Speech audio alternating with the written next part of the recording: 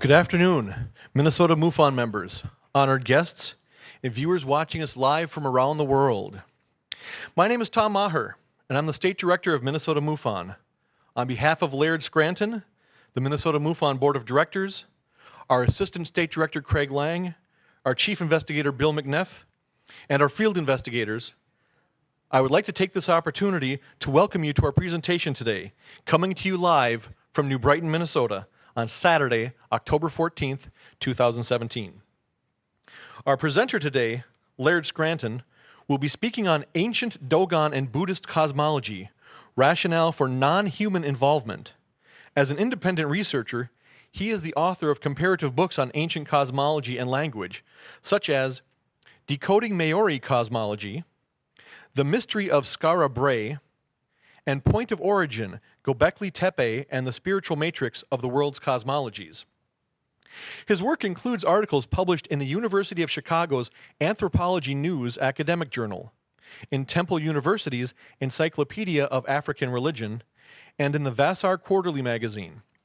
His book, The Science of the Dogon, was taught at Colgate University under the title Hidden Meanings, a study of the founding symbols of civilization. He is featured in John Anthony West's Magical Egypt documentary series and in Carmen Boltaire's The Pyramid Code, a series broadcast by the Documentary Channel. He has been interviewed on a variety of radio programs around the world, including Coast to Coast AM and Red Rice Radio in Sweden. He is presented at conferences on ancient mysteries, including Walter Cruttenden's annual CPAC, Conference on Precession and Ancient Knowledge Conference, the ARE Mysteries Conference, and the Paradigm Symposium right here in the Twin Cities. Today, he will be discussing overt claims made in the Dogon and Buddhist traditions for non-human involvement with humanity in ancient times, along with the factual rationale for why those claims should be taken at face value. Aspects of this shared cosmology have potential bearing on our understanding of circumstances and effects commonly reported by witnesses in UFO incidents. Minnesota MUFON, please help me welcome Laird Scranton. Hey, thanks, Tom. Thank you very much. I know you're all probably seeing a delay between my image and the words I'm saying, so we'll switch to the presentation shortly, so you won't have to deal with that. My field of ancient cosmology may seem a little bit removed from the questions of UFOs and alien contacts, but in fact, there's a rationale for a connection between the two. And part of my job today is to try to give you enough foundation in the material that it's based on to understand how it connects. So I think maybe the place to start here is with the presentation itself. As Tom said, I'm the author of a series of books on ancient cosmology and language. Here are the first 6 in the series. There's another one on the Maori of ancient New Zealand that is due out in May. There's also another edition on fundamental concepts of creation that should be out in the next months, called Seeking the Primordial. So my field of study is called comparative cosmology. What that means is that I'm trying to learn more about the myths and symbols, rituals, and words of ancient cultures by comparing how different cultures that have the same element understand them. So I can take a definition by one culture, compare it to other cultures to try to triangulate in on what an original meaning might have been. What I'm exploring is an ancient symbolic tradition that is based on the archetypes. These are basically archetypal symbols that are found without clear explanation among cultures all around the world, cultures that in ancient times maybe shouldn't have had, or not thought to have had, contact with one another. So because there's a need to be able to anchor any interpretations that we make, my initial focus has been on eras just following 3000 BC, which is just following the advent of written texts and written language in various cultures. That's the first time written language appears. Without that, it becomes tricky to try to demonstrate what a culture thought about a certain issue. There are techniques that are also related to language that help us do that. In places like ancient China, events that happened around 3000 BC, we only know about from texts that survived written down around 300 BC. So you have a huge gap of understanding between the event that happened and the way that it was understood by the culture. Consequently, we have lots of infighting among academics as to what any given aspect of it might represent. Now, in my field of study, interpretations begin with overt statements on the part of the cultures being studied, and there's a reason for this. The human brain is arguably wired to find patterns in things and to try to make sense of things. And so just as when you look up at the clouds, you might tend to see an image of an animal rather than, or of something else rather than a cloud, child looking up in the sky, lying on the grass, children very often will imagine animals in the clouds. Our tendency to do that is sort of the biggest obstacle that a researcher like myself has to deal with. I refer to it as my own wishfulness. So if the interpretation begins, it's anchored in a statement on the part of the culture that the culture says, here's how we understand our symbol, or here's how we understand our ritual. Then my job is to compare that statement with how other cultures understood the same element. And then in the end, to be able to complete a simple sentence. Ideally, I want to be able to say, we know this must be true because, and then finish the sentence in some intuitively believable way, in some way that makes sense. This is a field of study where evidence does not present itself to 5 decimal positions like it does in some other fields. And normally the best we can do is present an intuitive demonstration that a perspective is true. There's often no way to actually prove an outlook. My ultimate job is to essentially to test the reasonableness of claims that the cultures themselves are making. And what that allows us to do is it takes sort of me out of the loop. The goal is to never have Laird Scranton saying that such and such a symbol represents such and such a thing, but rather to say, look, the Chinese understand it this way, the Buddhists understand it this way, the Egyptians understand it this way, and make the argument based on that kind of a basis. Now, in the 1800s, there were many claims made for the origins of this system of archetype symbols, and many attempts to trace it forward from one culture to the other cultures. And all of those attempts ended up stumbling over contradictions in the end, that no one was able to successfully say, well, this started in ancient Egypt, and we could trace it here, here, here, and here, and here's how it got to the other cultures. Every path of transmission that's laid out that way ends up failing logically. Some perspectives are based on the idea of a pre-Ice Age culture like the continent of Mu or Atlantis. Other perspectives are based on more recent historical cultures like Babylonia, Assyria, India, ancient Egypt. There are any number of candidates that have been presented as possible sources for this system of symbols. What I've found in the course of my studies is that researchers tend to find solutions that are specific to their own field of study. And so we have people like Carl Jung was an obvious person who noticed and noted that these archetypes exist from culture to culture.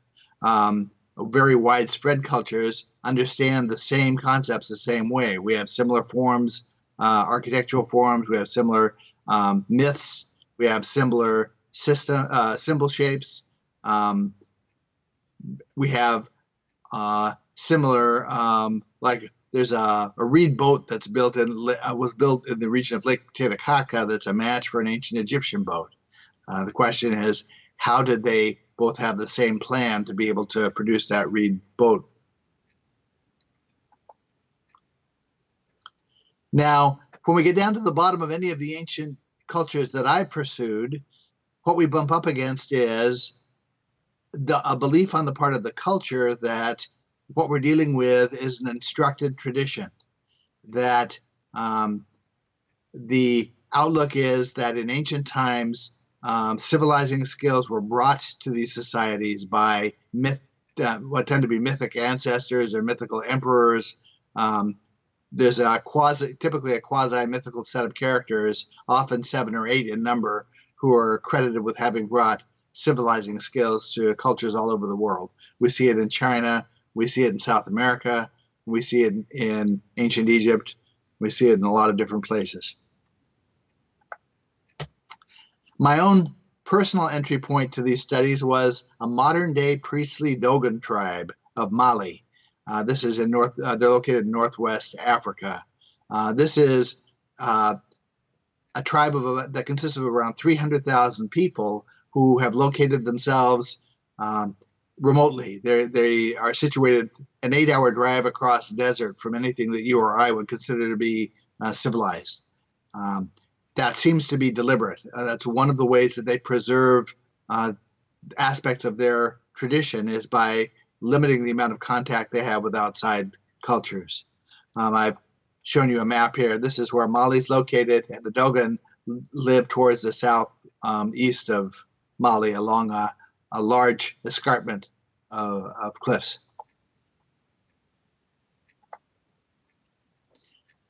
The Dogon came into the popular consciousness in 1975 because of a book called The Sirius Mystery that was written by Robert K.G. Temple. The core of the mystery was the fact that the Dogon seemed to know things about astronomy that they shouldn't reasonably know, given the fact they don't have access to telescopes. The key bit of information was that they understood that there are at least two stars in the Sirius system. The Dogon actually say there are at least 3 bodies there. But the difficulty is that in addition to the bright sun-like star that's there, there's also a second dwarf star, a very dense, dark dwarf star that resides in the glare of the brighter star, so it can't be seen with the naked eye. Even modern astronomers were not sure that it was there until around 1918. So what Temple was questioning was, how is it that the Dogon knew about this relationship? They also understood the correct orbital period for the 2 stars, so they were able to verify in a couple of different ways that this looks like scientific knowledge, not just a lucky guess. Now, Temple's outlook in his book, he presents this as evidence of an alien contact. And of course, that was hugely controversial and met with responses at the time from people like Carl Sagan, who said, well, clearly what's happened here is that some modern visitor who had scientific knowledge has conveyed this information to the Dogon and explained to them what the situation is with these stars, and the Dogon just adopted it as part of their lore.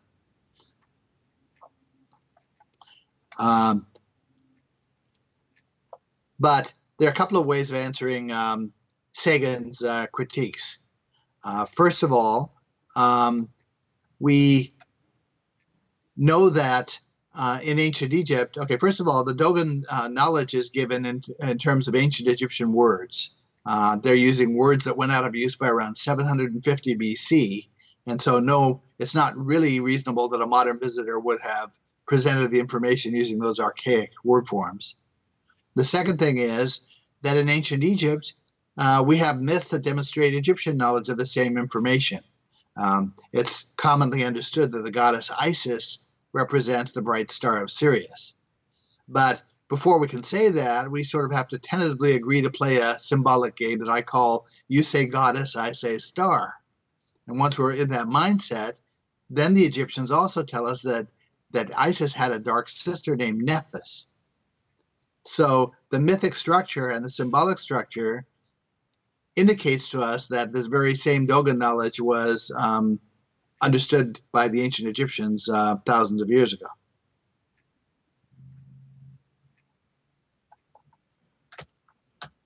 One of the reasons that the Dogon tribe is so pivotal to these studies is that they, first of all, they're a modern tradition. They can discuss these topics frame it in terms of modern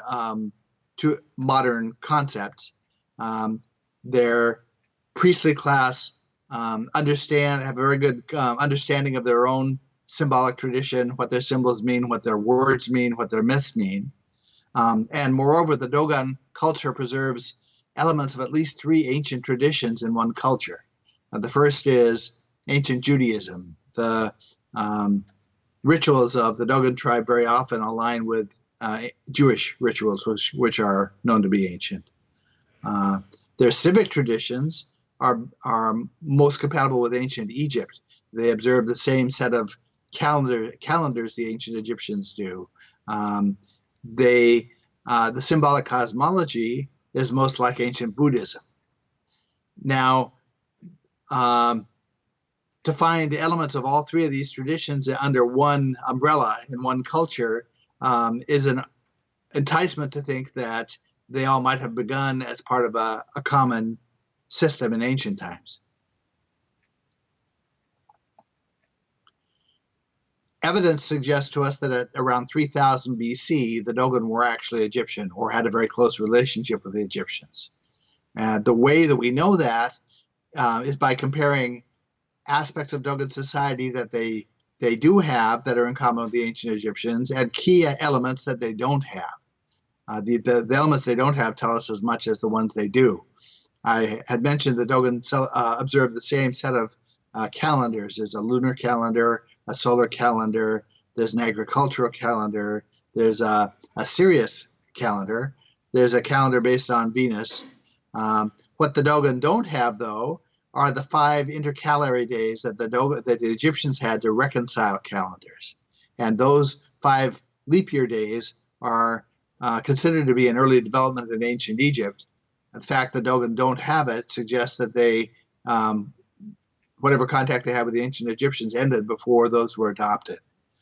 Similarly, the Dogon have an oral symbolic cosmology that's passed down from generation to generation as part of an oral tradition, but they have never had a written language. There's no indication that they ever had a hieroglyphic language the way the ancient Egyptians did.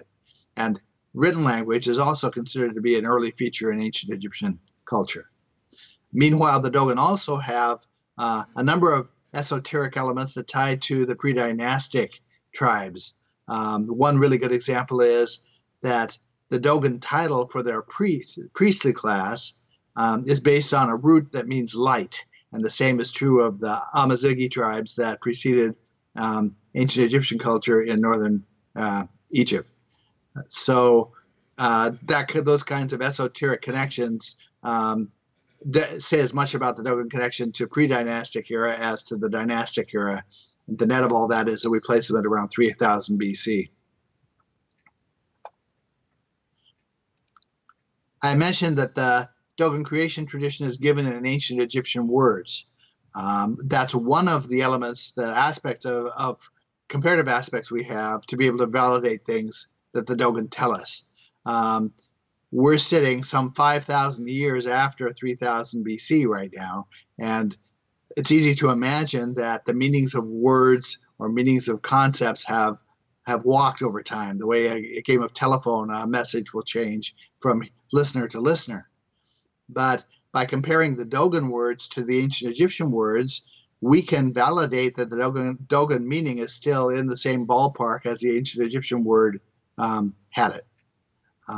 Moreover, there are features of language that make this even more credible. Every Dogon cosmological term carries a set of discrete meanings. When I say that, what I mean is knowing one of the cluster of meanings isn't likely to help you guess what of the secondary meanings are. These are logically distanced meanings that travel as a cluster. And so when we go to the ancient Egyptian language, very often we can demonstrate that multiple meanings, 2, 3, 4, or 5 meanings of that the Dogon assigned to a word are also represented in the ancient Egyptian language. More importantly, those clusters of meanings actually float with the concept that's represented, not with the phonetics. So when we go to a different language, say Sanskrit in ancient India, where there isn't necessarily an alignment between the phonetics that the Dogon use. We can see that the same set of clustered concepts relate together in Sanskrit as they do in the Dogon language. And so we really have an alternate way outside of traditional linguistics to positively correlate words. As an example of one of these words, the Dogon festival of Sirius they celebrate every 50 years is called the Sigi. The Egyptian word Sakai means to celebrate a festival.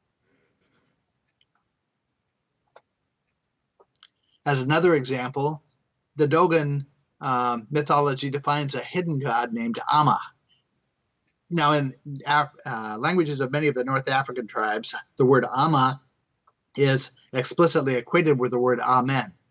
But when we go to ancient Egypt, we discover that the Egyptian hidden god, who is named Amen, carries a second set of meanings that correspond to the Dogon. The names of both gods also can mean to grasp or to hold firm or to establish. Similarly, in ancient Hebrew language, the word Amen that you find at the end of a Hebrew prayer comes from a Hebrew root that means to establish. And these comparative roots of these words allow us to manifest a perspective here that all of these sets of languages and symbols came out of the same tradition. Now, in the Dogon cosmological myth, there's a character named Ogo who plays the role of light. And Ogo is a counterpart to an Egyptian god of light whose name is Aku. Based on these words, Sigi and Sakai, Ogo and Aku, you can see the kinds of transformations that happen between cultures and over time with these words. Fortunately, we have other aspects of symbolism to positively tie them together. The Dogon also make an excellent starting point for these studies because they retain a very clear sense of meaning for, as I've said, for all their symbols, myths, and words, with the ability to express them in modern terms. A man named Marcel Griol, who's pictured on the left, was the premier anthropologist of France, really of Europe, back in the early 1900s, the 20th century. And he brought teams into Dogon country repeatedly for over the course of 30 years to research and carefully document the Dogon culture. He was using what at the time were cutting-edge techniques of anthropology. He was the first one to use film and to record things on recording tape, and did a very careful job of documenting the Dogon culture. A good book as an entry point into those studies is the book on the right called Conversations with Oga Temmeli. Oga Temmeli is the name of a high Dogon priest who was Marcel Griol's informant. This book documents 33 days of initiation that Griol went through after he had gained the trust of the culture. 20 years into his process, they initiated him and actually granted Griol Dogon citizenship. And when he died in 1956, also granted him a Dogon burial. The Dogon priests they flatly say, that their symbolic tradition describes how their tribal god Amma created matter. Now, at the time I started researching these subjects, I knew enough to be able to tell that the Dogon definition of an atom was correct. Their atom is called the Po. I could also see that their descriptions of protons, neutrons, and electrons were correct. The Dogon call those Sene seeds. As an example, the Dogon tell us that all things are made by the repeated incidents of the Po again and again. All things are made up of these fundamental atoms. And they say that the Sene seeds cross in all directions surrounding the Po to create what they describe as a nest. And they give us pictures that actually represent that. I guess I don't have a copy of that for you, but they do a cosmological drawing of electron orbital shape that's a close match for what modern scientists tell us.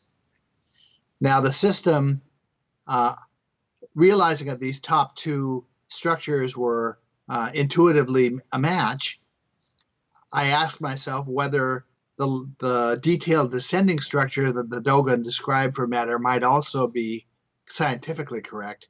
I just didn't have enough knowledge myself to be able to know that off the top of my head. So I began studying popularizers of astrophysics, people like Stephen Hawking and Brian Greene, and ended up producing a book called The Science of the Dogon that is essentially a side-by-side comparison of the Dogon descriptions and drawings with scientific matching descriptions and matching diagrams, and just set out as an intuitive match for anybody who wants to see it.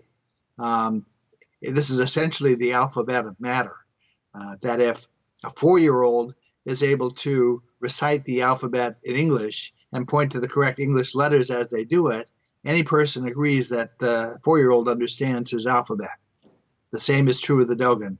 They can describe and draw the fundamental stages of how matter forms from waves to atoms correctly, scientifically correctly. They clearly understand what the alphabet of matter is. Here's the picture I was looking for of the comparison between the Dogon drawing of the electron orbital shape with a modern diagram of what the orbital shape looks like. This is one of the classic orbital configurations for an electron. It's actually been imaged through electron microscopes in the past. They know that this is not just theoretic, it's the actual shape. In Buddhism, this class of symbol is called an adequate symbol. Adequate symbols are defined as symbols that no matter what happens with a long chain of initiates over thousands of years, these symbols can't lose their meaning. And if you think about it, the only way that can really be true is if the symbolic shape and the thing it symbolizes are shapes that could be found in nature if you have the proper technology. But because you need technology to see the electron orbital shape, it's clear to me that the target audience for this symbolic system wasn't a tribal group called like the Dogon. It was a future audience like our own that had the technology to recognize what the shapes were and compare them to something real.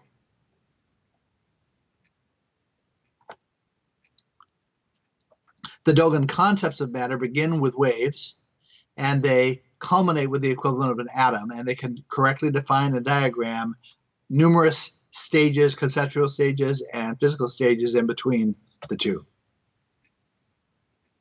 The system of matter that they're describing falls generally under the same conceptual umbrella as modern string theory, which is the theory that particles of matter really represent different vibrations of strings, like musical notes represent different vibrations of strings of a musical instrument. There's a particular version of string theory called torsion theory that is probably the closest match to what the Dogon described. This is a theory that postulates that at every point in space-time, there's a tiny spiraling vortex like a water pool or like a tiny black hole that is spinning and potentially creating effects of like gravity or other quantum effects.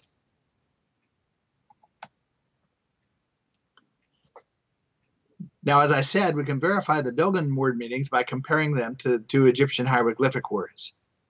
One of the complaints that could be leveled against my studies by a traditional researcher is that the Egyptian dictionary I'm working with is E.A. Wallace Budge's hieroglyphic dictionary that was developed in the early 1900s.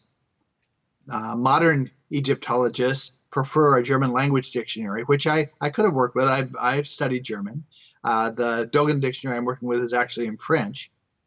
But the difficulty is that I have a coherent body of cosmological words that the Dogon are presenting clear definitions and pronunciations for, and those predictably match what Budge lists in his dictionary that he set down in the by 1920 or so. So my outlook is that the Dogon dictionary provides us with an entirely new set of data to compare to Budge and to judge the validity of his dictionary against. My feeling is that it's not credible that Budge could be flatly wrong about Egyptian hieroglyphic language in his dictionary, and yet still in predictive agreement with the Dogon, who have so many other cultural aspects in common with ancient Egypt. So it's the fact of this match that justifies the use of the dictionary. Another of my complaints is that as the dictionaries were reconfigured in later times, beginning in the 1980s or so, choices were made that I see as being questionable. To give you an example, every culture, in my experience, that had association with ancient Egypt, either contemporaneously with it or following it, who referred to the god Amen, pronounced the name Amen, except for Ethiopia. In Ethiopia, they pronounce it Emen.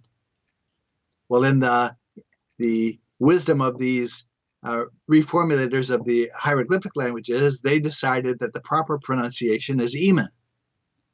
By making that choice, what they effectively do for future audiences is disconnect those pronunciations from what I see as African roots, among other things. That for anybody who's studying any of those other cultures that connect to ancient Egypt, if the simple pronunciation of a few letters has been switched, it makes it very difficult to find a connection between words.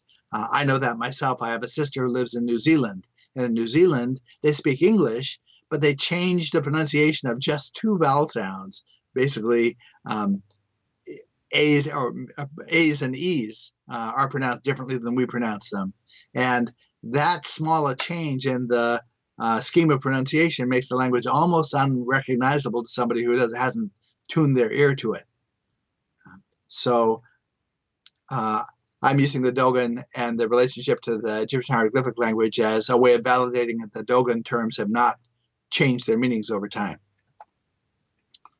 Now, another way of cross-checking the Dogon references is to compare their symbolic references and their cosmological concepts as presented in the anthropological study by Marcel Griol and his student Germaine Dieterlen to a matching symbolic system in Buddhism that relates to a ritual shrine called a stupa. One of the complaints that was made against the Dogon cosmology was that it had been fabricated by the Dogon priests, that it was not really a real system, that the Dogon priests were so obliging that they made up answers to the questions that the French anthropologist was presenting to them. And so there was a restudy done in the 1980s over the course of 3 or 4 years of what Griol had studied over the course of 30 years. And the team that went in the 1980s came away saying they found no evidence of Griol's cosmology.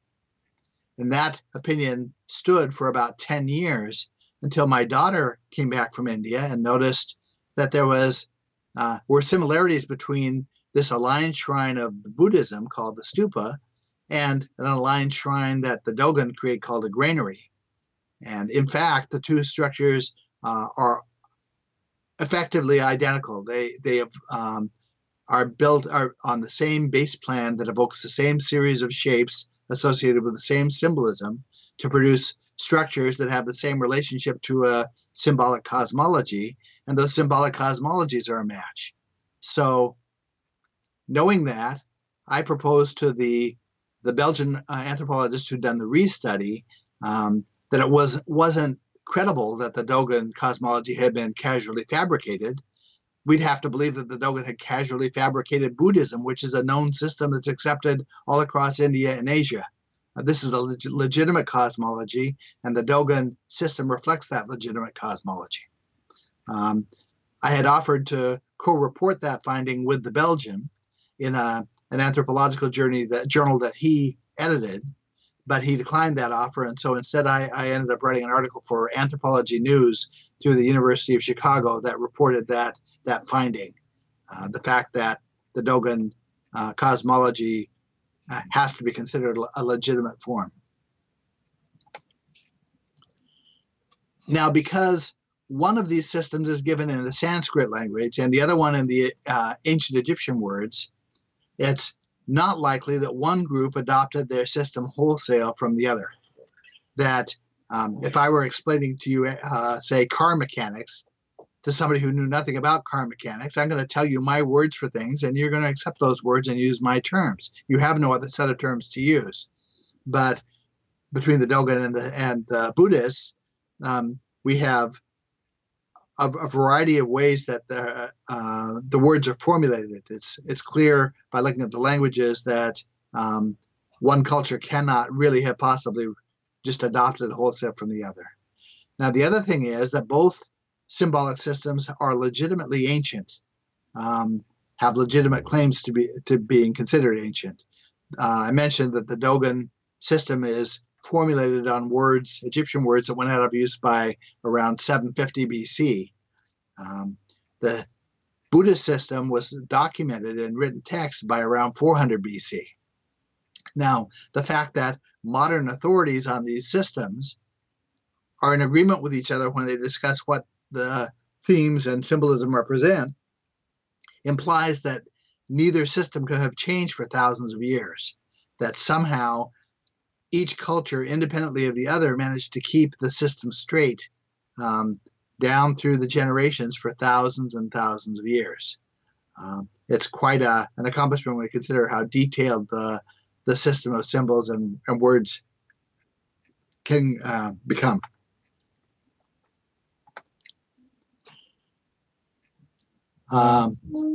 We have Buddhist references that are written references that go back to about 400 BC, but in the case of deities like Ganesha, it's clear to academics, traditional academics who understand the Buddhist system best, that the symbolism of Ganesha must have originated much further back in time than 400 BC.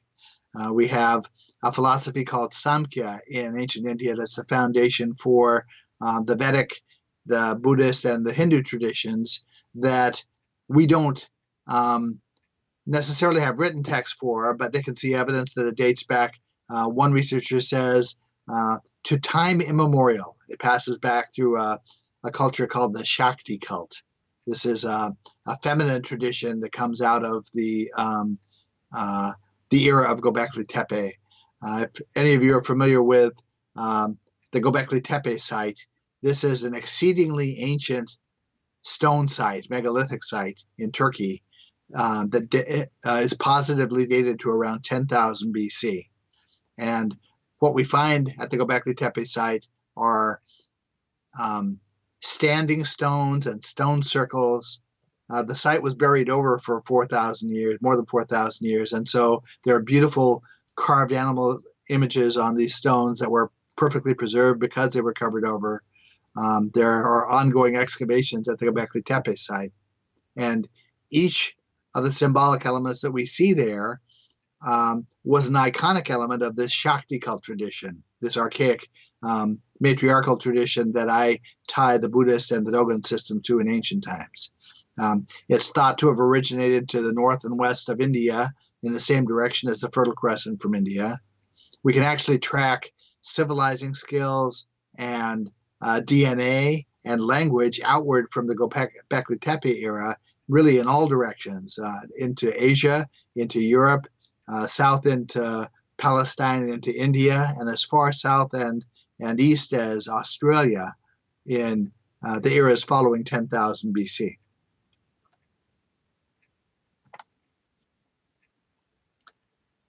Now, both the Dogon and the Buddhists credit their knowledge, the symbolic knowledge, to deliberate instruction in ancient times, given to them by someone who seemingly understood the science.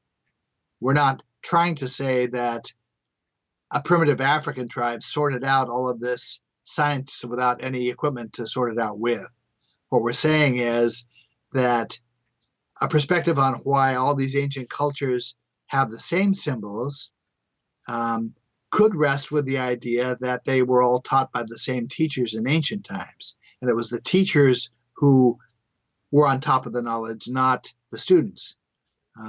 We see a similar effect in ancient Egypt, where the earliest artifacts that are found in dynastic Egypt are the most perfect.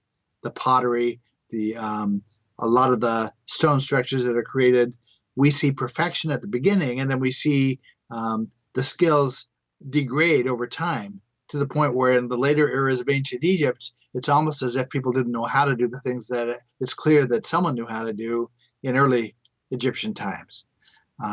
I compare that to the idea of if you ever took a woodshop class in middle school.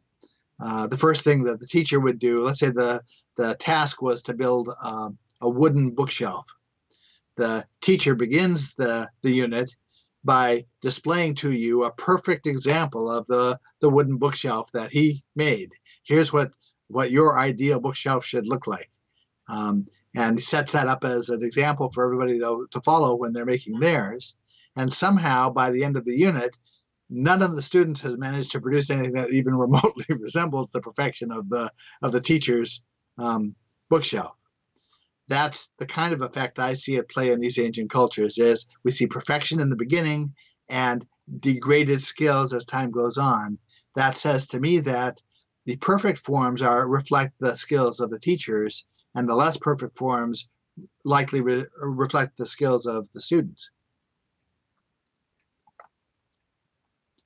The grand symbol of these two cosmologies are the aligned shrines that I was talking about. On the left is the Buddhist stupa. On the right is the Dogon shrine called a granary. You can see that there are differences in form here.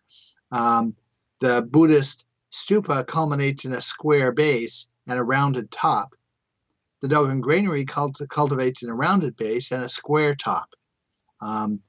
That difference in symbolism goes hand in hand with an entire set of symbolic reversals that happen about halfway through the era from 10,000 BC to now. And you see these reversals happen cross-culturally among the same cultures who were puzzling over how did they have the same symbols. We also are puzzling over how did they know to reverse the symbolism at the same time.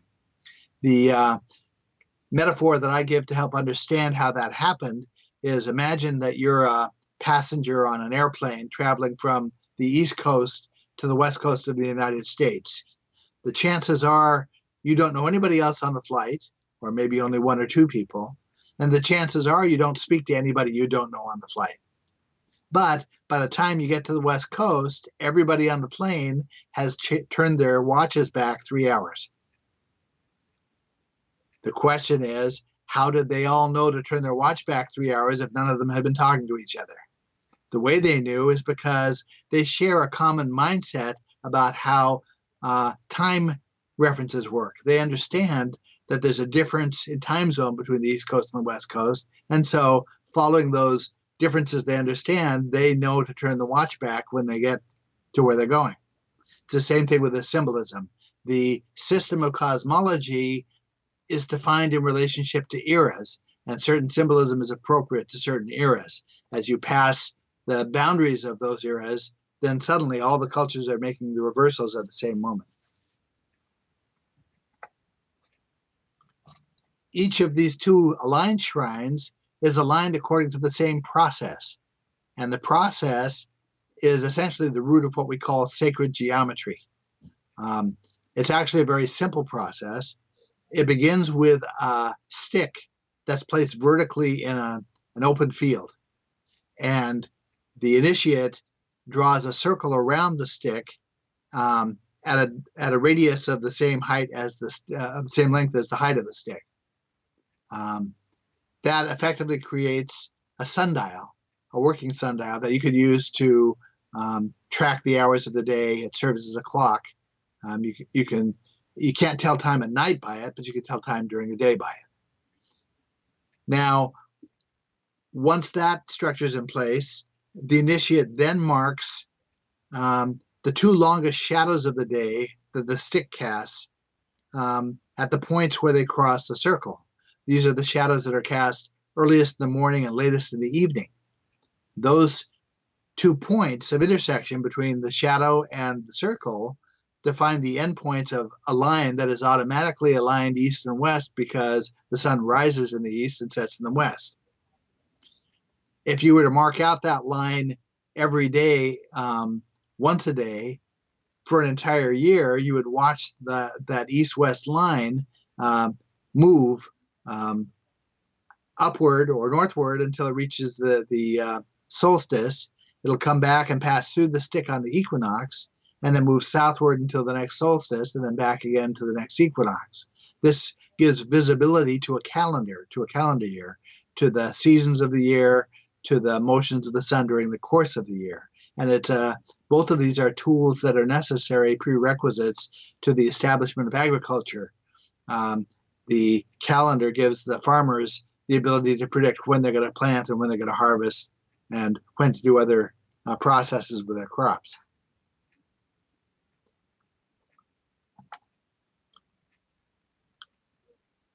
Now, in addition to describing structures of matter that we're familiar with, the Dogon cosmology also addresses certain questions that are not typically discussed by modern popularizers of science.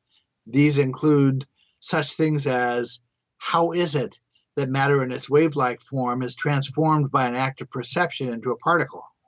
Or what did the structures look like that preceded the Big Bang? And the answers that the Dogon provide to those questions have credibility to them.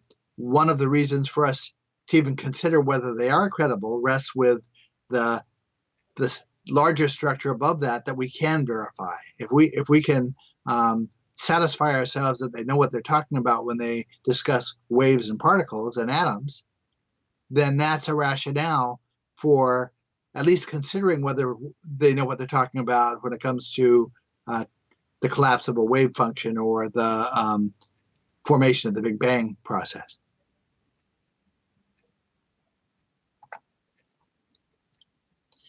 The mindset of these traditions is a mindset that's laid out in the ancient Samkhya philosophy. Samkhya is a companion piece to yoga, and all of the same concepts that are played out in relation to processes of creation in Samkhya also relate to processes of personal ascension in yoga.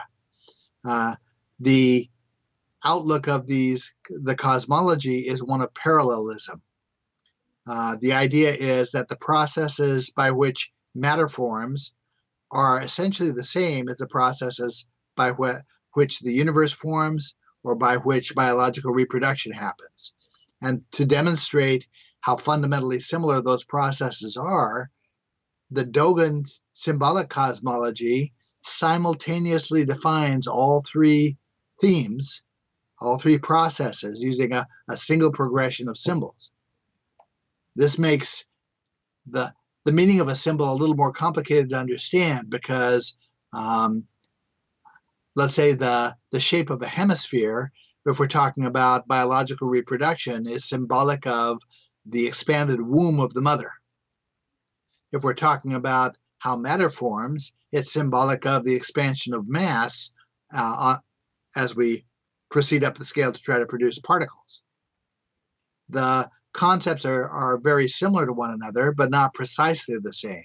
And so consequently, it becomes no longer fair to ask the question, what does a symbol represent? We can only really ask, what does the symbol represent in relation to one of these cosmological themes? Because the answer will be slightly different depending on which theme we're talking about. So in the mindset of the tradition, universes form in pairs routinely, one material and the other one non-material. And our universe is understood to be the seventh in this series of pairs of universes. The non-material universe is described as having the ability to see our universe, but we don't have the ability to see it. A comparison that I make to try to explain that is, you might remember that when you were a first-time driver of a car, learning how to drive a car, you might not have realized at first that the mirrors of the car create a kind of a blind spot for the driver. There's a space that you can't see, and that space, under the right circumstances, is big enough to hide a tractor-trailer truck. If you don't know that space, that hidden space is there, you could theoretically drive your entire driving career, your entire life, and never trip to the fact that there's a blind spot there. Well, it's the same thing for science here, that we the indication is that there's a blind spot that our scientists don't readily perceive. And so since they can't perceive it, they can't really measure it. But there are scientific ways that we know, indicators that we have that this blind spot actually exists. One of the ways of demonstrating that has to do with fundamental particles. And this concept of fundamental particles exists both in the ancient tradition and for people like Stephen Hawking and Brian Greene. Stephen Hawking says that there are more than 200 fundamental particles of matter. The Dogon say that there are 266. The particles are classified into 4 groups based on the symmetry that the particle exhibits. This is essentially how the particle looks from different sides. So there's one type of particle that looks the same from all sides, the way that a circle would.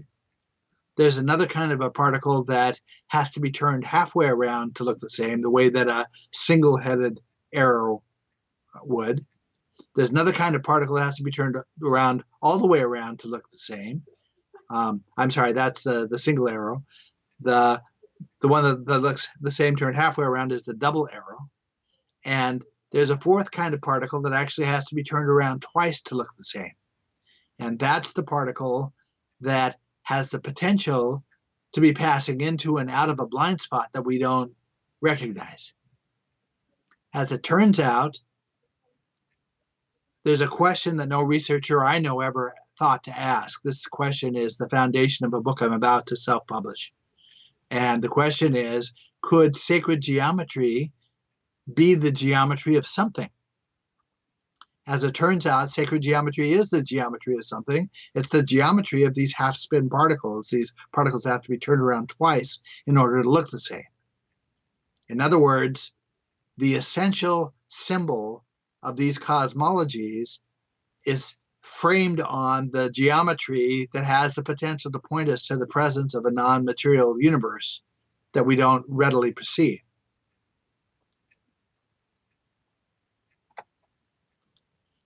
The Dogon also say that there is a flow of energy between the universes that is essential to life as the natural water cycle is. The natural water cycle is the process by which water evaporates from oceans and lakes, forms clouds that then rise up over the mountaintops. It gets colder and the water condenses and it produces rain that then flows in rivers and streams back to the bodies of water again. If we were to interrupt that natural water cycle in some way, all life on the planet would die.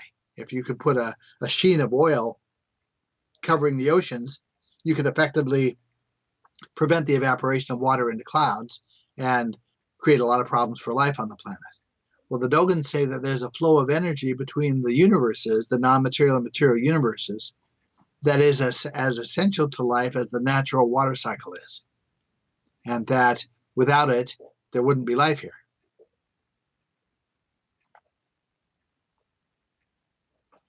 Now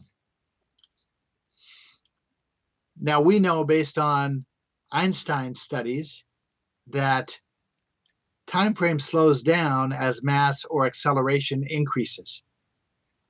That's hard to explain, but in Einstein's mindset of the theory of relativity, an increase in mass is equivalent to an increase in acceleration. The idea is that if we had a spaceship that was traveling a significant fraction of the speed of light moving away from the Earth, that they could look back at the Earth, that their relative time frame in which they experience things would slow down. We've actually been able to measure this on atomic clocks. When we place them on spaceships, we were able to detect just the predicted amount of slowdown in the timekeeping ability of the atomic clock based on the rate of acceleration of the ship.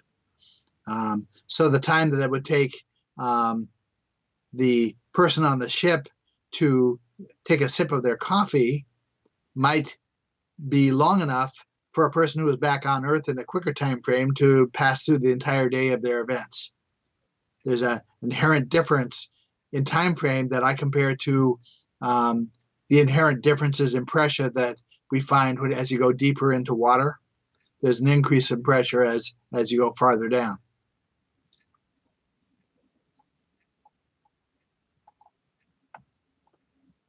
the let's back up for a moment. There's a consequence of the fact that the Dogon and the Buddhists were able to keep their system straight for thousands of years independently of each other that has bearing on the question of UFOs and the question of non-human involvement in society. The Buddhists claim that the most sacred of their symbols were given to humanity by a non-human source, and they flatly claim it. When you read the go-to guy's book on the symbolism of a Buddhist stupa, his name is Adrian Snodgrass. He's a professor at the University of West Sydney, Australia. He's a mainstream academic, and he's the guy who is the authority on Buddhist architecture and symbolism. He says on the third page of his book, The Symbolism of the Stupa, that in Buddhism, it's flatly understood that the most sacred symbols of Buddhism were given to humanity by a non-human source. Now, the Dogon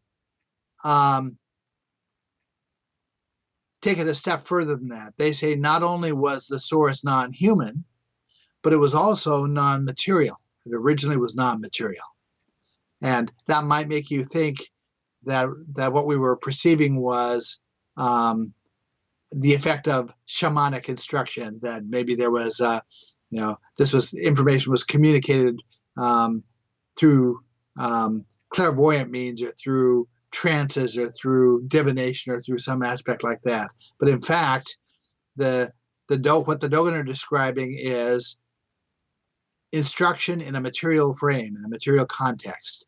The Dogon say that their non-material teachers had a great concern, and this concern, the primary concern, was what the potential bad effects on us would be of being around them.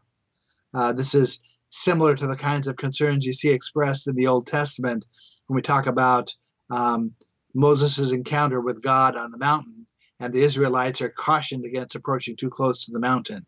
There are potentially bad effects that seem to accrue to this boundary between non-material and the material. So the solution that the Dogon say was arrived at by their teachers to minimize that effect was to sequester 8 Dogon tribes people in a remote location, teach those 8 people, and send them back to teach everybody else.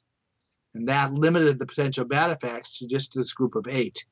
Now, that dynamic of 8 quasi-mythical ancestors who bring civilizing skills to cultures is one that plays out all across the world in ancient cultures. This is the dynamic that we associate with those archetypes. We see it in the Americas. We see it in Polynesia. We see it in China.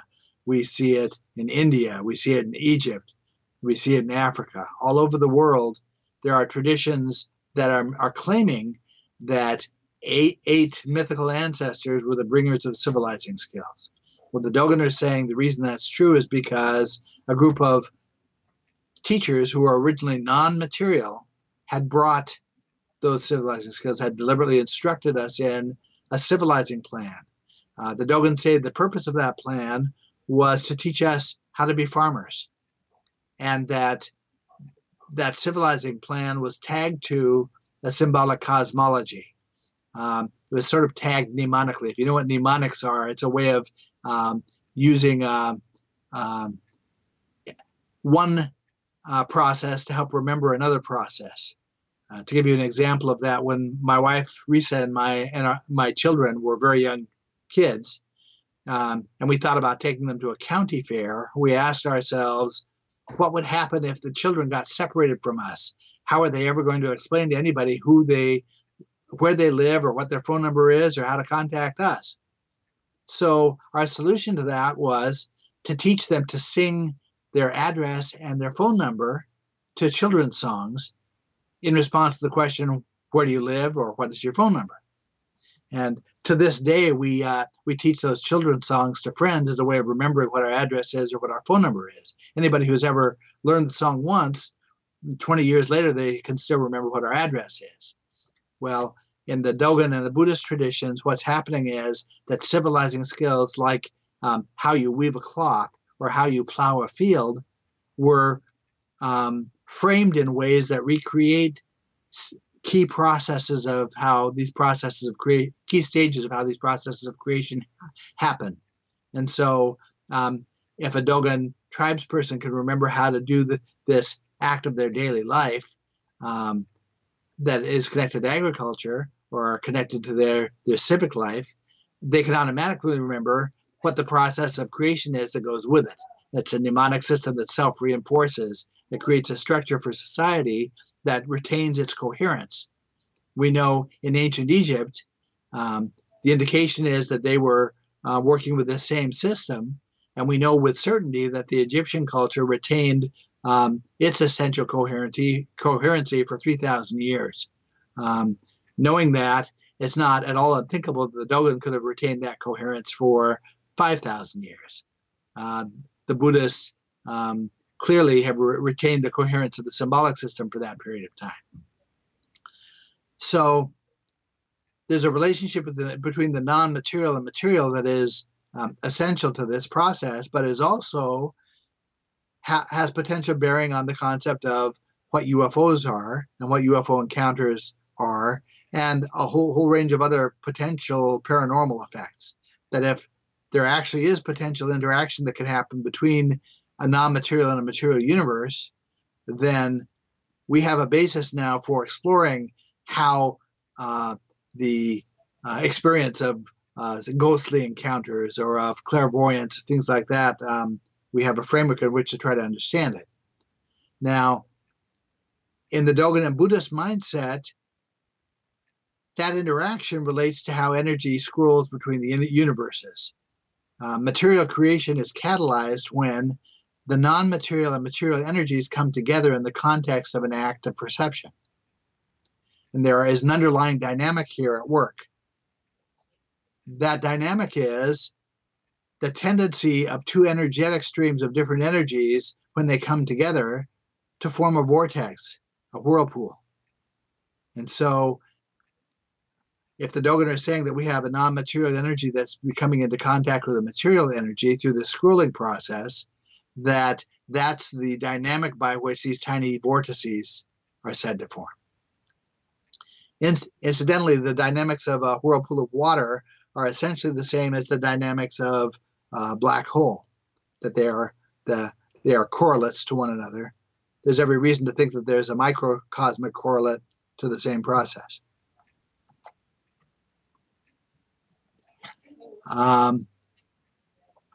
Now, support for that idea that the most sacred symbols were given by a non-human source is the reference to the adequate symbols in Buddhism, that a tribesperson or a hunter-gatherer in the era of 10,000 BC should have had no idea of what an electron orbital structure looks like. And yet, that's what the philosophy is basing the concept of an adequate symbol on. So it's apparent that if the symbolism represents what the Dogon are saying it represents, and if it represents what I'm trying to demonstrate in my books it actually represents, I demonstrate intuitively that it represents, that somebody in ancient times was aware of how these dynamics work. And whoever that somebody was, they aren't presenting this as theory the way that Stephen Hawking or Brian Greene is. They're saying flatly, here's how it works. My job as a researcher is to try to take those statements at face value and test them. How reasonable is this statement? Is there a perspective from which some incredible statement that is being made in these cosmologies can be taken or can be seen as possible or true, theoretically true? And in every case, the structures that I've been comparing, that is the case, that there is a rationale from which we can understand these statements as being scientifically true.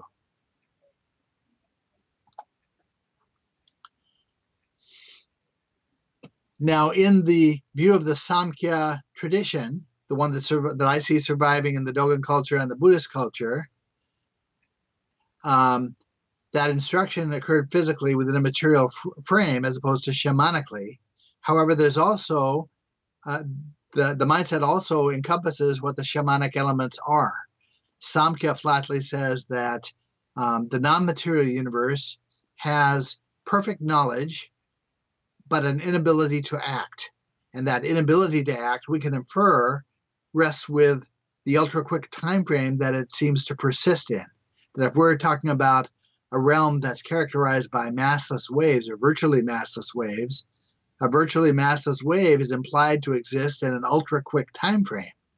And so the indication is that this ultra-quick time frame interferes with the ability to take an action at some point. That if we reach a point where there's virtually no mass, you're left with virtually no time.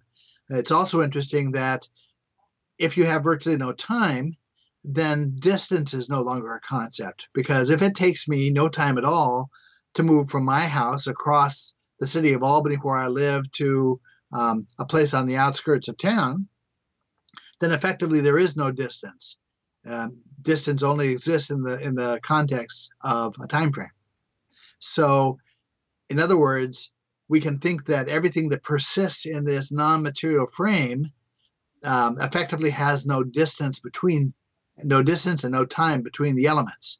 That is a scientific concept of entanglement, and it implies that when two electrons, what the concept of entanglement says is that scientists are able to, under certain circumstances, to cause two electrons to become related to each other in a way that the quantum attributes of one electron are linked with the quantum attributes of the second electron. And if they do something to flip the attribute of one electron, they can predict that the other electron is going to be flipped in the reverse way. This is the basis of what they're trying to use for quantum communication as a perfectly encrypted system. They can separate these electrons by hundreds or thousands of miles, and instantaneously, quicker than the speed of light, the quantum attributes of both of them are changed simultaneously. Unfortunately, when you try to measure those attributes, you disconnect the entanglement. That's something they're still trying to work on. But the suggestion is that in a non-material realm, we have essentially everything entangled with itself. In other words, we have a concept that in the ancient cultures they referred to as unity, and the unity is being created by the lack of time, lack of moments of time. It's by the ultra-quick time frame. Now, in the Samkhya tradition, this non-material universe that it has an inability to act is making routine attempts to try to induce action on the material side. The same way you might, if you were stranded someplace and you were trying to get a message to somebody to do something for you, like come pick you up, you might try a number of different ways to get that message to them to let them know what it is you need to have them do. Well, the same thing is happening routinely, according to Samkhya, between the non-material and material universes. And that these attempts at communication take the form of vivid dreams, images in vivid dreams, what appear to be coincidences in daily life, through the abnormal behavior of animals, through divination, through clairvoyance. There are a number of different effects by which these attempts at communication are supposedly carried out.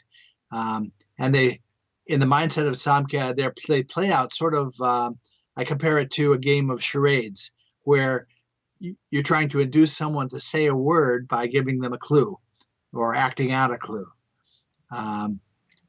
That's the sort of dynamic that seems to exist between the universes.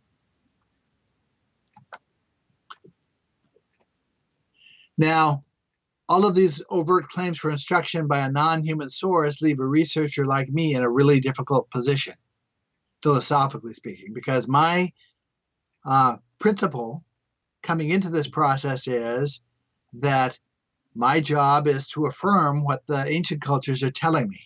I've now got two ancient cultures with equivalent claims to ancient connection, who preserving symbolic systems are an effective match for each other, each telling me that they got it from a non-human source.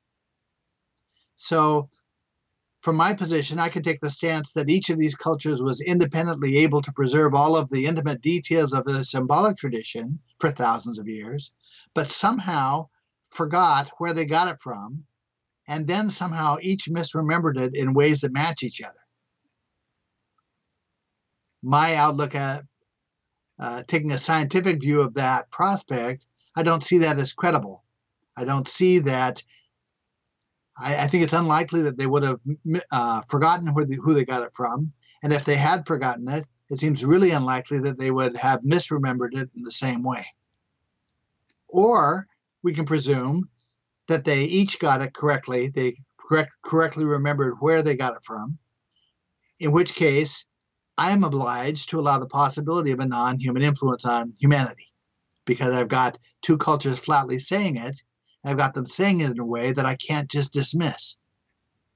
So this is the effective rationale by which a researcher like myself has to allow for the possibility that we have non-human contacts that are not of the sort of sci-fi off-planet nature, but are actually of a source of an interdimensional, or in the mindset of this cosmology, an inter-universal nature. That there's crossover happening between these two universes that's producing effects that we see as UFOs and UFO encounters. It's particularly interesting that in the symbolic system, that hemisphere shape is a symbol that represents that kind of crossover, that symbolically the geometric figure of a circle is associated with the non-material, and the geometric figure of a square is associated with the material. And so any metaphor that rests on the idea of reconciling the shape of a circle with the shape of a square is a metaphor for this reconciliation of non-material and material. And the hemisphere is a figure that effectively does that. Perhaps this is a good point to stop our presentation and begin the scheduled break that we have. And we'll pick up the next piece of the rationale for UFO overlap with this ancient tradition when we get back from the break.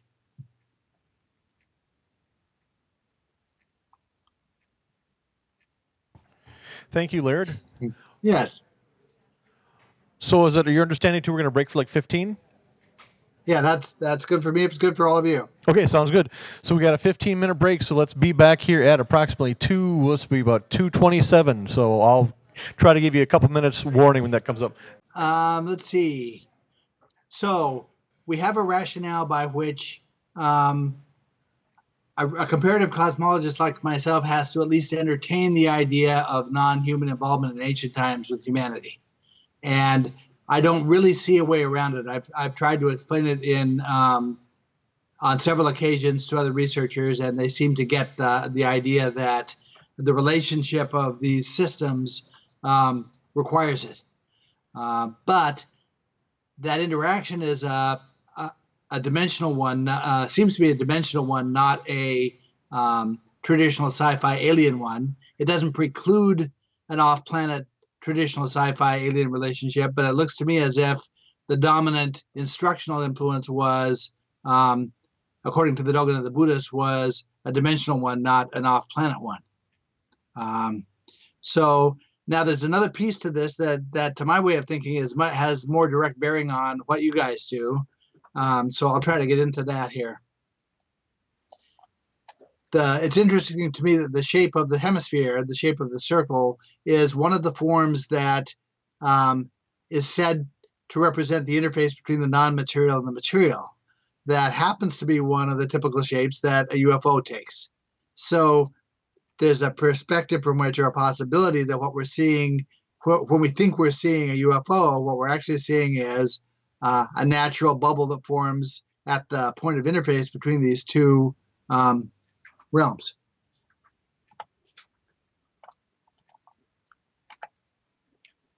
Now, I talked about the three parallel creational themes of how the universe forms, how matter forms, how biological reproduction happens. And we talked about them being considered to be so similar to one another that a single set of symbols represent all three. As another example for you, since biological life begins with an egg, the mindset of the cosmology is that life of the universe also begins with the cosmogonic egg. This is a rationale for why the symbolism might be the way it is.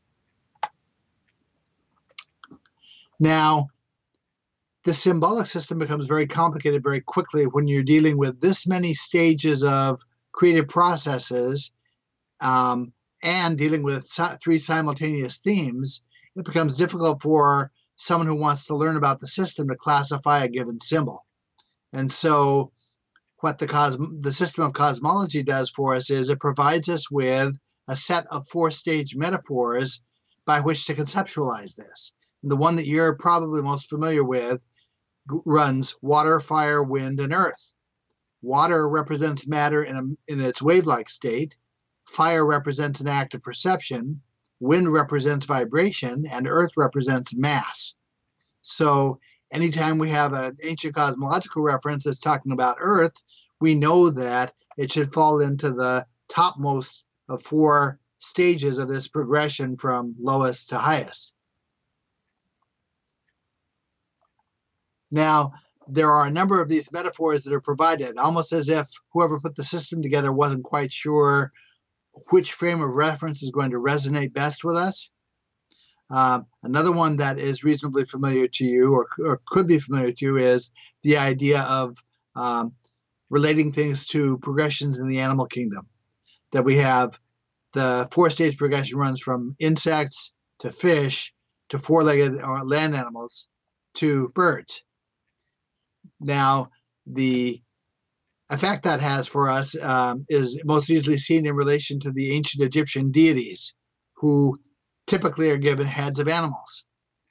Now, Keper, who is the dung beetle, represents the concept of non-existence coming into existence. And so Keper's symbolism falls in the first of these four stages of the progression.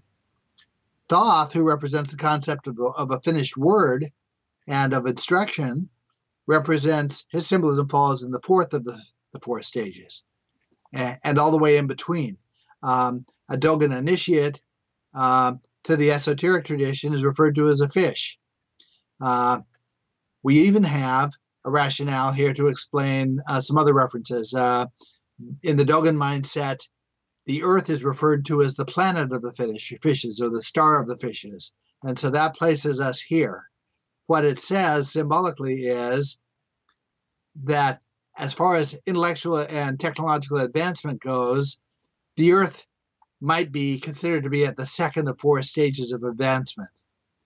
The teachers referred to them, they associated themselves with Sirius, which is the dog star. The dog is representative of the third stage.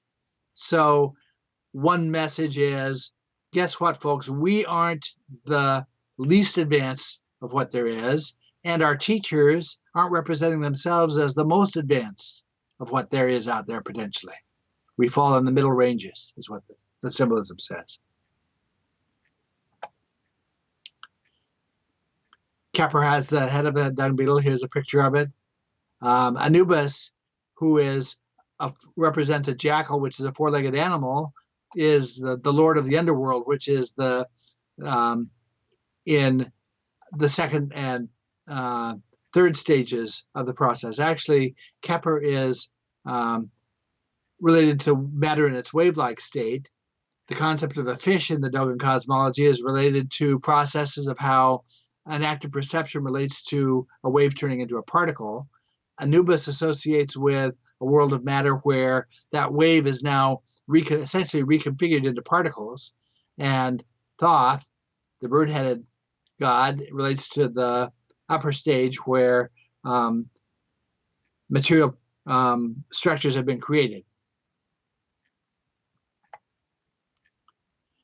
Now, there's also a generic metaphor that's given, four-stage metaphor, that the Dogon use to try to explain the whole concept of what they're doing with these metaphors. And this metaphor is given in relation to the planning and construction of a house. And there is dimensionality to this, this framework. The corners of the structure, I relate the metaphor to the act of creating an architectural drawing, if you've ever had to do that. The corners of the structure are first defined by points that sort of lay out the boundaries of the structure that's going to be built. They're then fleshed out with additional points that allow us to draw lines and start to fill in, some of the features of the interior features of the structure. Those points are then connected with, the second stage is the midpoints. The third stage are the lines that connect the structures, and the final stage is considered to be completion. It's defined as the final representation of the structure or the building of the structure. Now, the words that the Dogon use to explain that are Bummo, Yala, Tonu, and Toimu. And there's also dimensionality to these names. And the dimensionality becomes clearer when we compare it to Egyptian words. Bummo relates to an Egyptian word phrase Bu-ma, which means place perceived, its relationship to a point.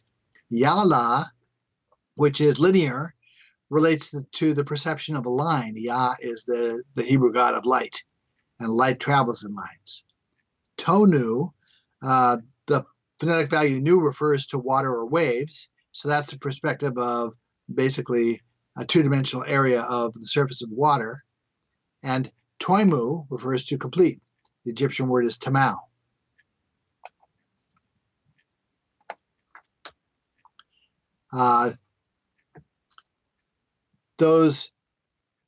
The geometry of those stages is very similar to the geometry of the sacred geometry used to align the shrines that I talked about earlier. We begin with a single point that produces a line of radius, and then to the circular structure around the gnomon of the sundial that is like a plane, a two-dimensional plane, and then finally to a three-dimensional structure, which is like a hemisphere.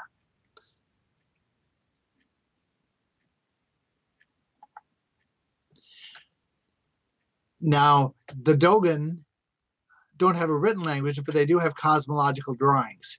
One of the Dogon priests was quoted as saying that the priests are incapable of discussing a topic without also drawing it. But every time they make a drawing in the sand, which is what these figures represent, they assign a perspective to it, what is essentially a dimensional perspective. And so this figure, which is one way of representing the fundamental structure of matter, which is it's conceived of as a spiral of matter, but from another perspective, basically the perspective of light, which sort of exists outside of the normal time frame of material universe, the same structure is defined as looking like 7 rays of a star of increasing length rather than 7 rotating circles. And these terms that are applied to the drawings give us comparative dimensional perspectives on the same structure.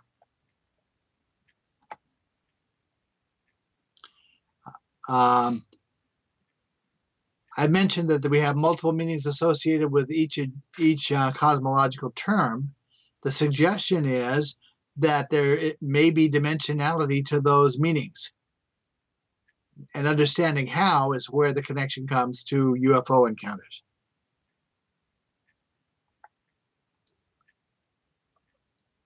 There are certain classic effects of UFO encounters that are reported by researchers like John Mack and Bud Hopkins, that recur again and again and again.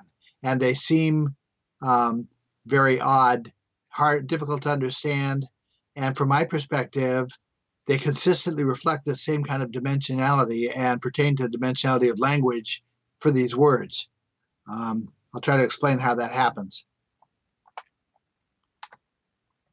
As an example, in one of the incidents, a woman steps out onto her porch to find 3 gray aliens. But as they become aware of her and they turn to leave, she doesn't see 3 gray aliens leave. She sees 3 deer leaving. Well, when we go to the Egyptian hieroglyphic language, we discover that the Egyptian word that means to depart in haste also means deer.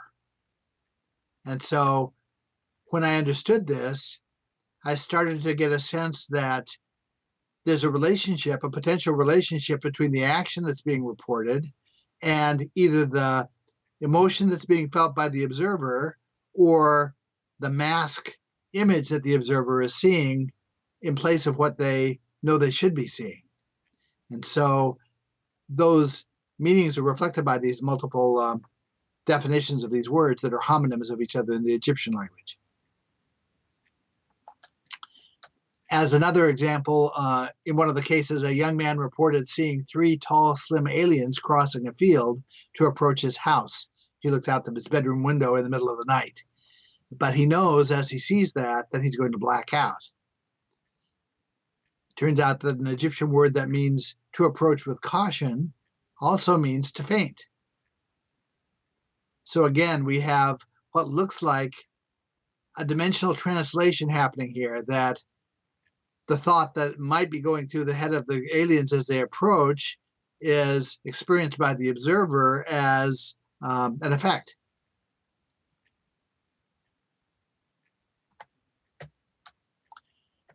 Now, the implication is that there's a kind of telepathy at work, but that telepathy is tagged to or is linked to dimensionality, just as I was suggesting that the hemisphere shape that we see when we see your typical UFO might be a dimensional effect. It looks like these mask images that people are seeing in the UFO encounters might also be a dimensional effect.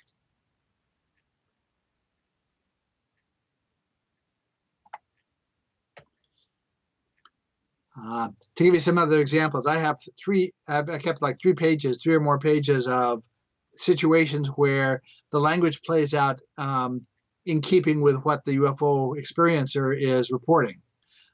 As an example, some experiences have described a rising UFO with a white color or a departing UFO as red.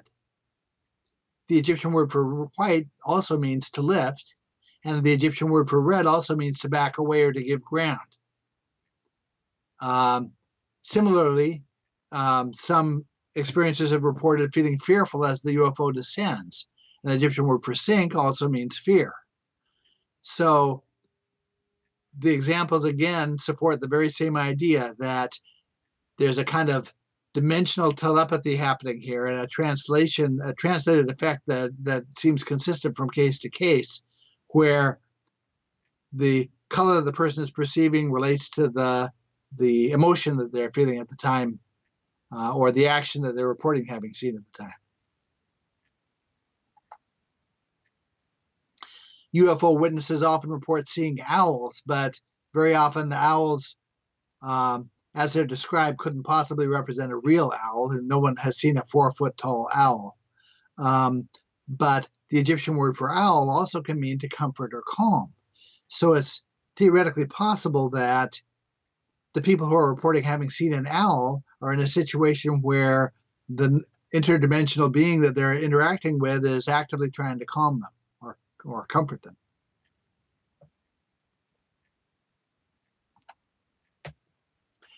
There's a famous UFO abduction incident that happened in New York City that was reported by more than one witness. And after a week or two, each one of the witnesses independently recalled, or months later they recalled, that they had seen the abducted woman on a beach holding a dead fish. The Egyptian word for dead fish also is a homonym for a word that means part of a story to be remembered. So again, we see the same kind of dimensional effect being reflected not just by a single observer, but by multiple observers.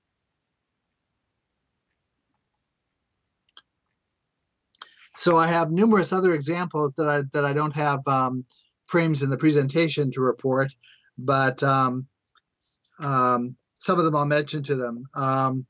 That feelings of guilt that might be reported by a UFO experiencer relate to Egyptian concept of helping or assisting. They also relate to the concept of a girl or a young woman. The color blue relates to the concept of protection.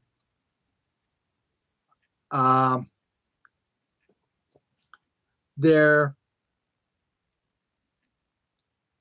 is an effect that associates with sunrise or sunset that relates to the concept of going in and out, maybe leaving or entering dimensions. There are there's a concept of hovering that's associated with the emotion of feeling agitated. Again, we have cases where the experiencer reports a UFO hovering over them, but they also report feeling extreme agitation at the time. There's case after case of this where these words seem to play out. They also seem to play out in terms of dream interpretation. That I've discovered that if a person has an odd dream, it's not uncommon for someone to report to me an odd, vivid dream they had and want me to try to interpret for them what the meaning of that dream was. That I can use Egyptian language and the multiple meanings of these words to help sort that out. That if I can get them to express in a clear way what they were feeling or what they were seeing or what term of language they most associate an image with, that I can go to the Egyptian dictionary and sort out what the likely possibilities are for what it means symbolically. And then I can verify that against other cultures. I can see what do the Buddhists say about this concept and what do the Dogon say about this concept. And there's ways of cross-referencing those. Typically, I won't give an interpretation if I can't cross-reference it to somebody. So the upshot of all of this is that there may very well be a large portion of the UFO phenomenon that relates to this interdimensionality, and that there is potentially a scientific basis for why it happens, that if we believe the Samkhya philosophy, that there is a perspective from which this is a natural course of events that happens between two universes. There's even a perspective for how the non-dimensional teachers were able to act in a material frame. The scrolling energy that passes from one universe to the other carries with it mass, not just energy. And so what you really have is a transfer of energy and mass from one universe to the other. As you do that, you're effectively slowing the time frame of the more material universe, or you're slowing the time frame of the universe that's receiving the mass, and you're quickening the time frame of the universe that's sending the mass. And if you think of that process the way the Buddhists do, compare it metaphorically to the concept of a great year or a yuga cycle, that towards the middle of that year, at the equinox of that year, you should have a situation where the mass of both universes effectively equalizes. If that's the case, then it seems scientifically reasonable that a knowledgeable or a conscious entity from one side could cross over to the other side and interact if the time frames were the same. Similarly, the difference in time frame gives us a perspective on why one realm might not be able to perceive the other. That the quickness of time frame may create a situation where events happen just so quickly that they don't register on us, the same way that subliminal advertising can have an effect on us without registering on our conscious minds. There's also a connection to the concept of sleep and dreaming. You are probably aware, if you've ever had a dream that seemed significant to you while you were dreaming it, but then as you get further into the day, the next day, you have difficulty remembering the details of the dream. Maybe you remember one or two details, but not the others. The mindset is that any of these references that you can consciously bring into, or that you can bring into material consciousness, can be remembered. The things that are not firmly brought into material consciousness aren't remembered, or aren't remembered until much later. And those are the kinds of details that, for UFO encounters, turn up with hypnotism. The idea is that hypnotism is accessing those aspects of an experience that, for whatever reason, we're not able to be recorded consciously. Either they happen too quickly, or they happen sort of in the periphery of our view, or that there was something more urgent going on that we were paying attention to, and so our attention was diverted from the thing that we could understand under hypnotism. That's basically the mindset of how this ancient cosmology relates to, or potentially relates to, the UFO experience. And I'm happy to entertain questions from the audience there or from viewers as to what I've had to say. Great, Laird. Thank you very much. And the microphone that we've got right here in the center of the room is a hot microphone. So if you've got a question for Laird, please feel free to come up to the microphone and get in line. If there's someone there, ask your questions, and Laird will be happy to do his best to answer them for you. And if I don't know, I'll just make something up. They're already making their way to the microphone, so you better be ready. Okay, I'm ready. Robert Temple, in his book, The Sirius Mystery, talks about the fish god of the Dogons, and I can't remember the name of that. They were called the Pneumo, yes. Yes. And Temple relates this to the, I think it's Sumerian, Babylonian, one or both. They're a fish god, or maybe amphibious god, called Onus. And the portrayals that the Sumerians, etc., make of Onus show him carrying what looks like a box with a handle on it. Yes. And my impression of that was that it was quite possibly Onus' computer. I wondered what you thought of that. Okay. I'll address a couple of points here.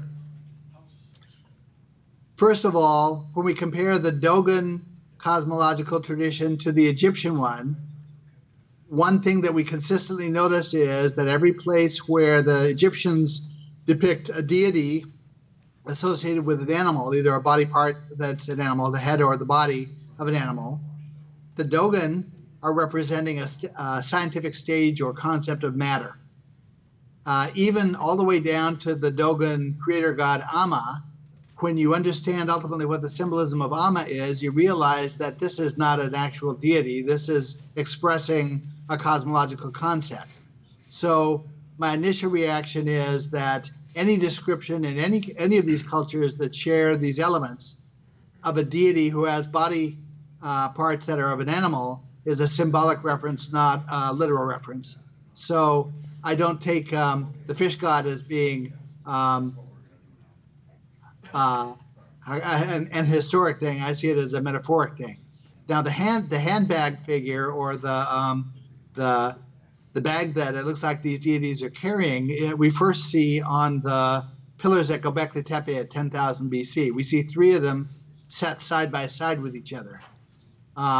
In the symbolism of the cosmology, the repeating metaphor that's given dozens of different ways is the notion of reconciling a circle with a square, which is a metaphor for non-material being reconciled with material.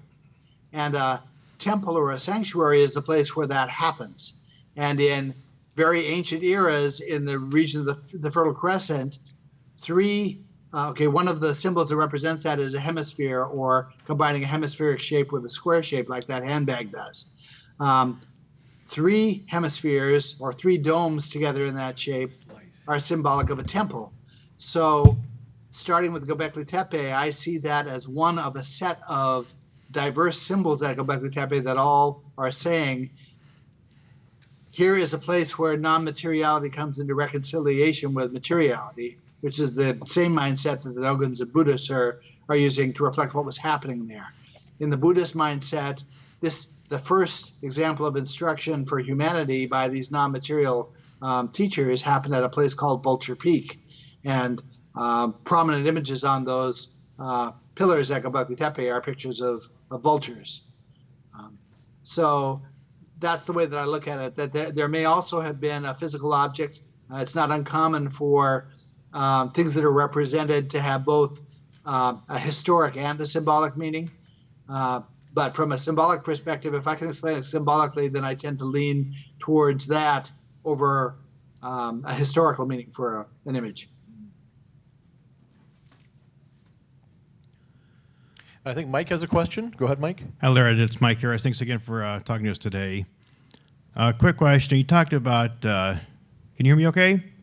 Yes, I can hear you fine. Different universes, and you talked about different universes and time being different in different spots and changes at different rates.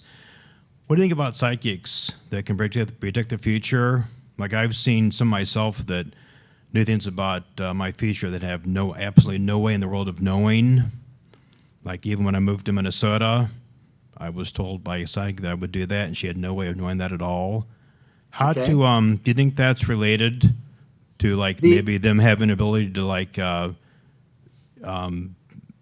different sense of time or something or space? Yes, the comparison is this: that in the universe that's becoming more massive is said to be descending, and the universe that's becoming less massive is said to be ascending. Now, in a perfectly ascended universe, if we compare a perfectly ascended universe to a perfectly descended universe, there's a metaphor that I use between a CD, which is the way time is perceived on the non-material side, as opposed to a cassette tape, how it's seen on the material side. On the material side, our only choice is to scroll through things linearly in terms of time. And if we want to get to the third song on a tape, we have to essentially listen to all the songs on the tape to get to it.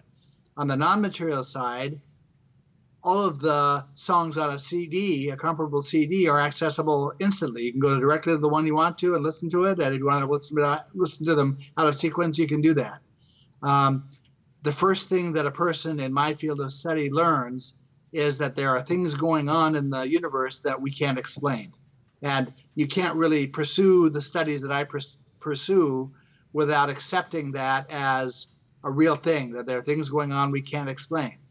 My sense over the course of 20 years of study is that certain people are more sensitive to the non-material aspects of things than other people are, and that as this cycle, which is essentially the Yuga cycle of Buddhism, progresses, that as we have this energy and matter scroll between universes, that the ability of the average person to perceive things non-material becomes greater and greater and then lesser and lesser.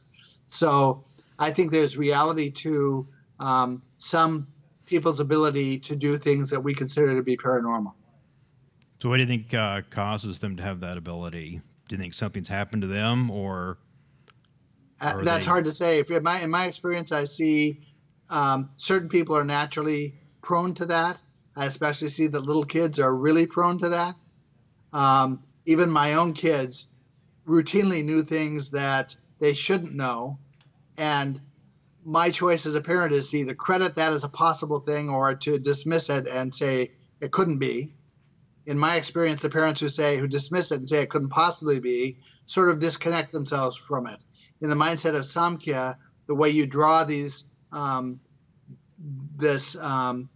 knowledge to yourself is by crediting the fact that it exists. If you're a person who notices that there might be some meaning to the coincidences that are happening, they tend to happen more often, or at least you tend to perceive them more often. That's the mindset of the philosophy, and in my experience, it's a correct mindset.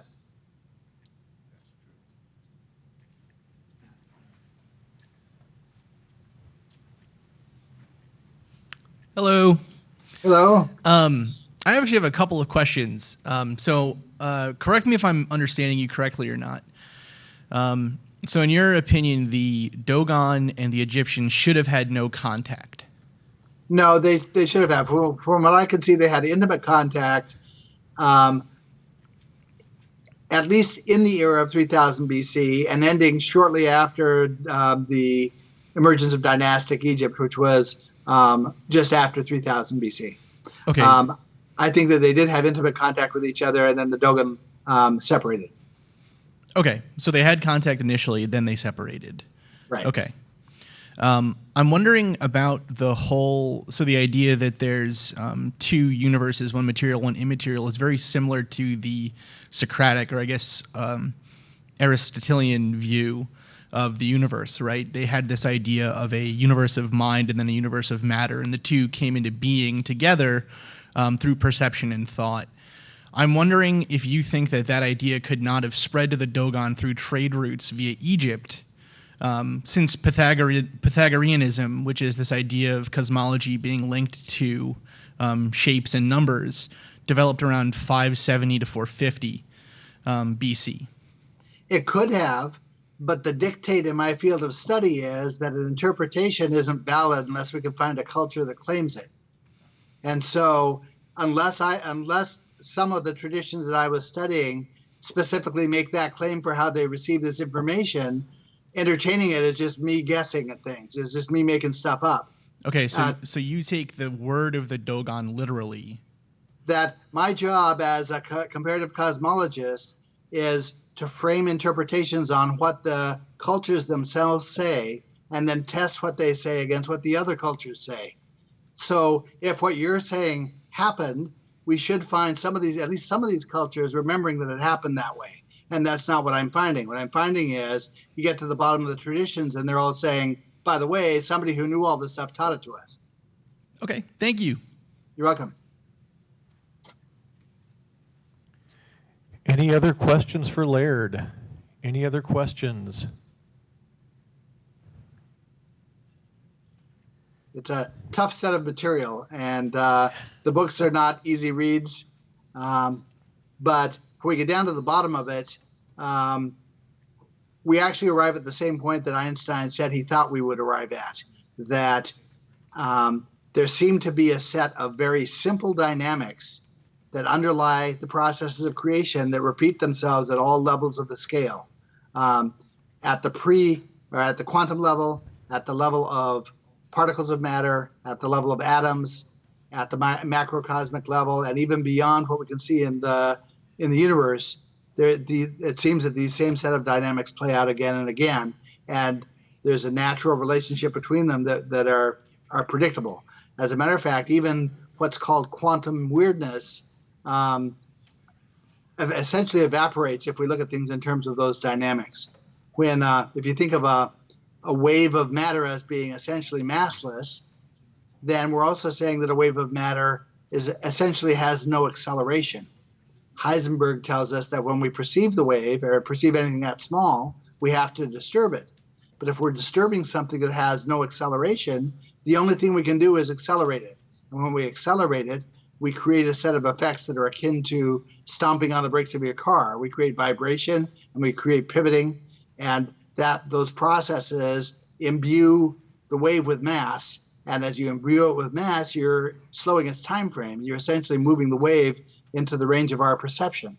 And Dogon mindset is that that ends up reconfiguring the wave in much the same way that Wi-Fi is reconfigured when it's displayed on your computer screen, or a broadcast TV show is reconfigured when it's shown on your TV screen. Yes, and as I had observed, there wasn't a question, and now as soon as I've observed it, a question has manifested itself. So, Dean, please take the mic. Hi. My name is Dean D. Harport, and I'm a UFO investigator. Okay. And, at some point, you alluded to what happened before the Big Bang, and maybe I missed your explanation, but I'd like to hear it again. I didn't really explain what the Dogon say happened, but what they're describing is two inward-facing thorns whose attributes are a lot like two black holes that are feeding matter into a common space, and the gravitational effects of those black holes are keeping it in stasis. But the matter spins and spins and spins, and as more and more matter is fed into that space, it eventually reaches a point where the momentum of its spinning is too great for the gravitational effects of the black holes to contain it, and it ruptures, and then we see the equivalent of what we see as a Big Bang. But that dynamic of two inward-facing thorns is the same dynamic that I was displaying geometrically for the half-spin particle. It's the same set of geometry that's playing itself out upwardly.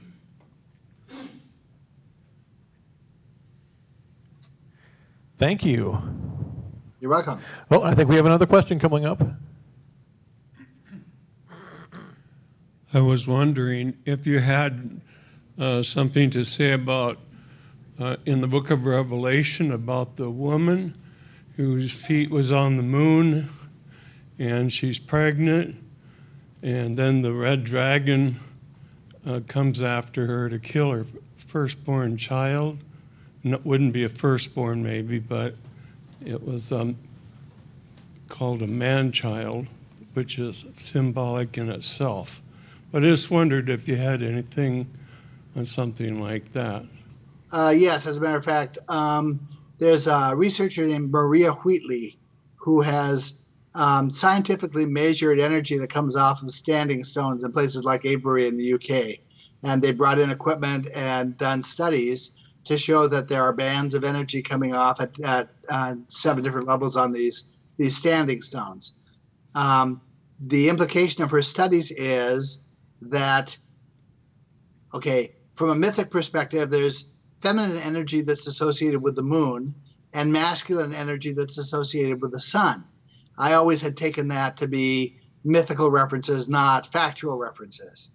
But when they did the measurements on the energy with these standing stones, the guy who did the measurements reported that at the time of an eclipse between the sun and the moon, the energy drops to 0. Now, what that says to me is that one energy has to be canceling the other one out.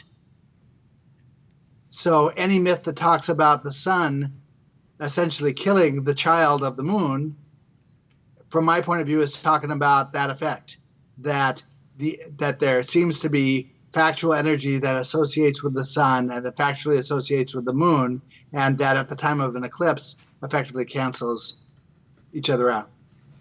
Oh, okay. That's it. Thank you. You're welcome.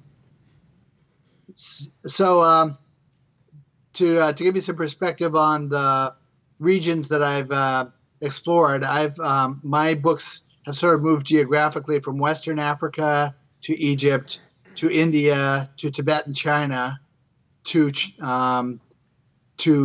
Turkey, and then on to the United Kingdom. And the next book, the focus is on the Maori in New Zealand. The Maori in New Zealand actually have references that pertain to every era and region that I had studied prior to them.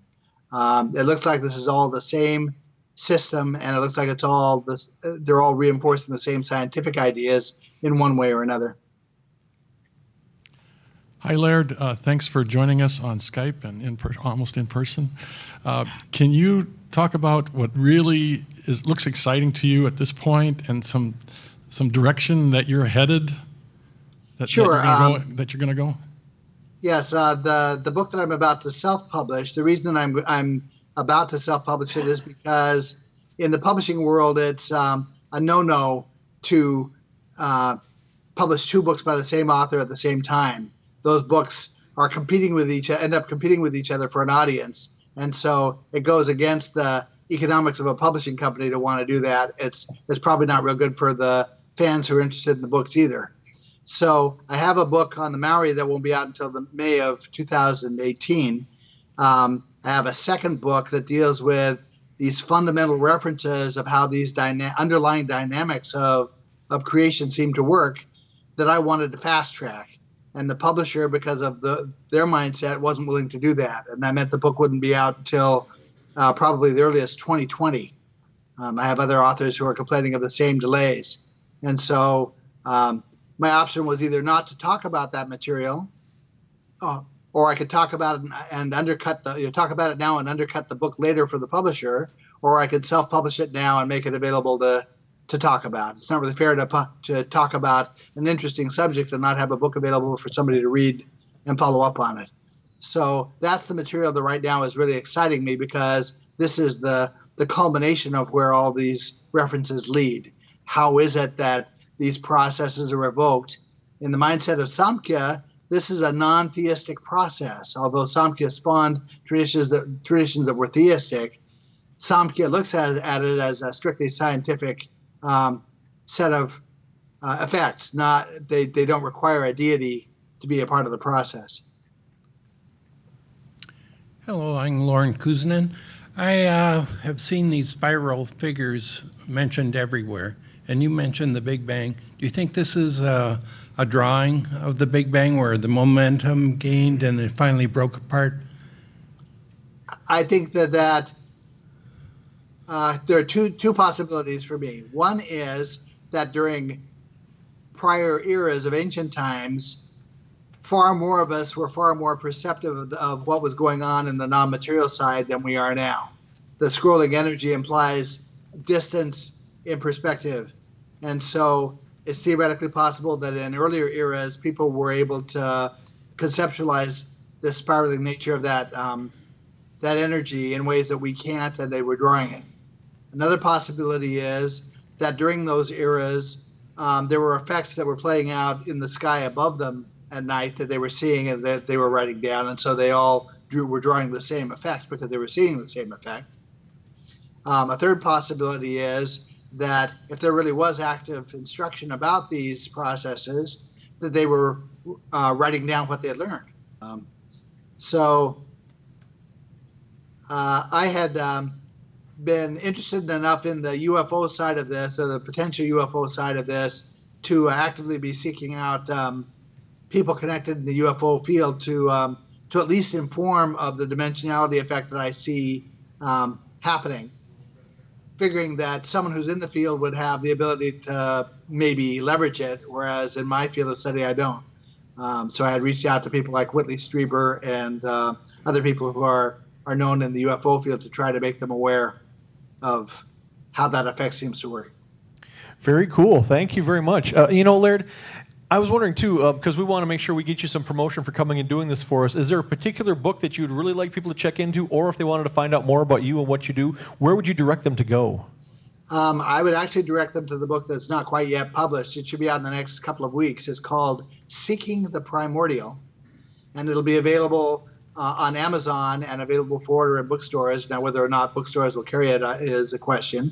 Self-published books, they normally don't, but I have a high enough profile with the bookstores that it's possible some will. Any bookstore will be able to order it. Otherwise, the remainder of the series of my books have been published by Inner Traditions. They have an author page for me at innertraditions.com. Don't confuse me with all the other Laird Scrantons. Because there are a lot of you out there, very confusing. So. And there's also an author page at simonandschuster.com for me. Those are the likely places. I can be found on Facebook. That's probably the easiest way to reach me. I fairly routinely will answer questions for people on Facebook. Very cool. Well, again, thank you very much. Can we get a big round of applause for Laird Scranton? Thank you very much. Thank you for your time, Laird. And my pleasure. Minnesota MUFON, this will end our video presentation for today, but stay tuned because we got other stuff going on, but let's roll the credits.